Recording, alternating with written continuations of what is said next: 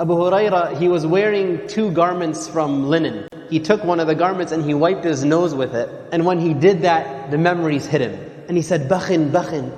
Bakhin, Bakhin is like, whoa, like, man, you made it. Almost like that kind of phrase. He's saying like, Abu Huraira is wiping his nose with linen. And then he mentions what his situation was like before. Abu Huraira used to be from Ahlul Suffa. Ahlul Suffa were the poor in Medina who didn't have any family, didn't have a business or a job or land to raise crops and whatnot. Ahlul Suffa, they lived in the back of the masjid. And so he says that there would be periods in my life when I would walk between the mimbar of the Prophet ﷺ and the room of Aisha radiallahu anha, and I would be so hungry that I would literally fall down and pass out. And people would walk by me, see me on the floor lying down, and they would put their foot on my neck thinking that I was crazy. He says, I wasn't crazy. All that led me to that point was extreme hunger. And he says, now I'm wearing 2 cloth garments. In another narration also in Bukhari, Abu Huraira tells us a story. He says that I used to lie down and put my stomach against something on the ground to apply pressure to my stomach. And he says I used to tie a rock to my stomach tightly to put pressure on my empty stomach to relieve the pain of hunger. And he says, and one time I was so hungry that I just sat in the road and I waited for people to pass by. And he says, Abu Bakr passed by. So I asked him about the tafsir of an ayah in the book of Allah. And he says, I didn't really have a question about the ayah. My hope was, when I asked Abu Bakr this question, he would say, come over, let's have some chai, some crackers, some dates, whatever, and we'll talk about the ayah. So he was hoping he would get an invitation to the house of Abu Bakr. But he says, Abu Bakr didn't get the hint.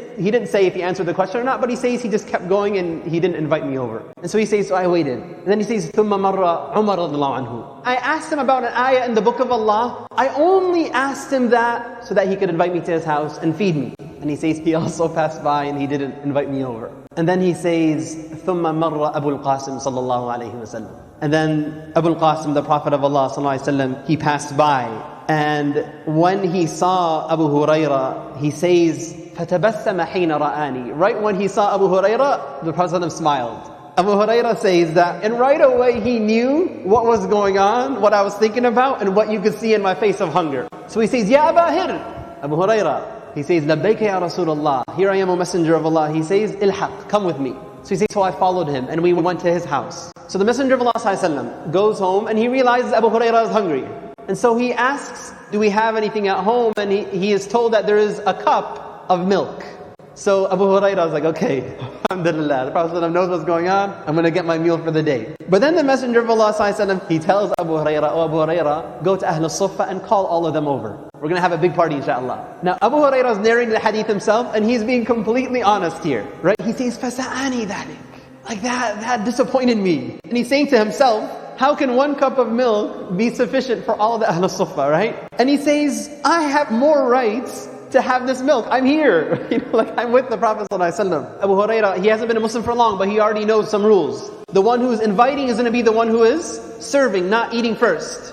So this small amount of milk, not only do I have to invite them, I am going to be the one who will be serving them. So what will be remain for myself? But he says, never will I contradict the command of Allah or the command of the Messenger of Allah. Even if it appears to be at my own loss. If the Messenger of Allah told me to call them, I will call them. So he goes and he calls Ahlul Suffa. As expected, the Messenger of Allah told him to provide the milk to each person. So Abu Huraira goes to the first man and he gives him the milk. And the narration, again, it's very interesting how Abu Huraira is recalling the story. He says, the man would drink hatta yarwa, until he would be completely filled. And then he would give back the cup to Abu Huraira. And Abu Huraira would then go to the next person. And the next person would drink and drink and drink until he was filled. Until finally everybody from Ahlul Suffa drank. So the only people left to drink are 2. The Messenger of Allah and Abu Huraira. And so the Messenger of Allah, Abu Huraira says, فَنَظَرَ إِلَيَّ. He looks at me. فَتَبَسَّمَ. And he again smiles in my face. And he says, Aba Hir. And he says, لَبَّيْكَ يَا رَسُولَ اللَّهِ. He says, بَقِيتُ أَنَا وَأَنْتِ. There's only 2 people left. And Abu Huraira is thinking, who's the milk for, right? So the Messenger of Allah tells Abu Huraira, drink. And so he drank. He finished drinking and he gave it to the Prophet. The Prophet said, drink again. And he drank again. And then he says, the Prophet kept telling me to drink and drink and drink until he says, Messenger of Allah, I swear by the one who has sent you with the truth, I have no space left to drink the milk.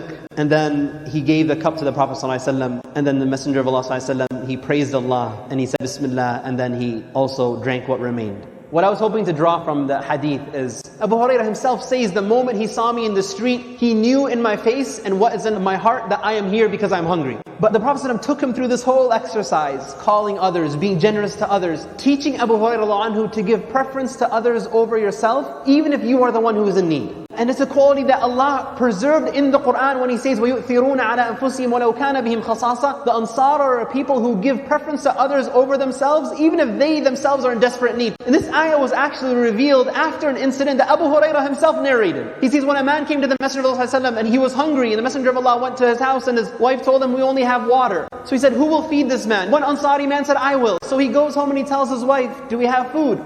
She says, all we have is something that's very a small amount to feed my children. So he says, well, cook the food, turn on the lights, the lantern. It was at Isha time, it was dinner time. Turn on the light, and then make your kids go to sleep without feeding them. Just keep them busy until they fall asleep. And so she did that. And then what their plan was, they took out the food and they presented it to the guests. And then the wife intentionally, though she made it look accidentally, knocks out the lantern and the light turns out. So they're sitting now in the dark. And so the wife and the husband both are pretending to eat. And the guest feels, he senses that they're eating, but in reality they were pretending to eat because they only had enough food that would feed one adult.